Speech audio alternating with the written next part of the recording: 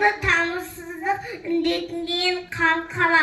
Mazmun жоқта mazmunsыздық шыға келер ортаға. Әр адамны өз анасынан басқада. Ғұмырына егер мәңгі астана, деме жүрер, жебе жүрер арқада. Болу керек құдіретті төрт ана. Туған жері түп қазығы айбына, туған тілі мәңгілігі айбына. Шан байлығы салт дәстүрі тірегі қадабынан шуақ шашары үнемі.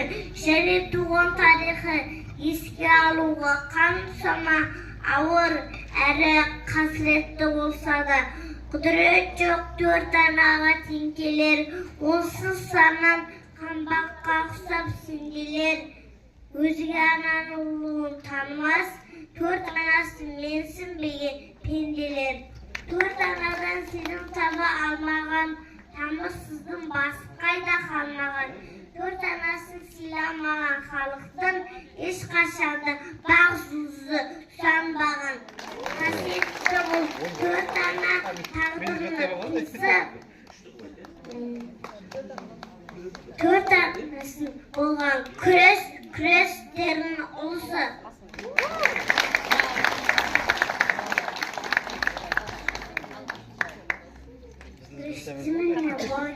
Өстіміне бойымыз, өстіміне ойымыз, қуанышқа ортақпыз, құтты болсын тойымыз. Бетігімен беттігім, ақылсыздан шеттігім, білім не дос болып сенен аттап өтпес. Мәңгілік арқасы ғұмыр бойы бәріне, сондықта балалар білін ойып бәріміз.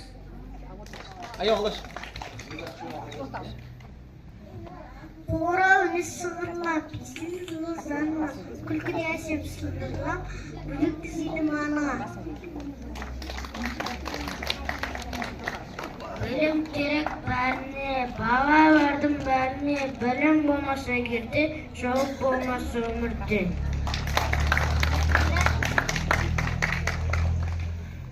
Бәрекелді. Бірінші сынып бүлдіршіндеріне тағы бір ыстық ықыластарыңыз болса. Келесі кезекте екінші сынып оқушысы Жандос қызы Гаухардың орындауындағы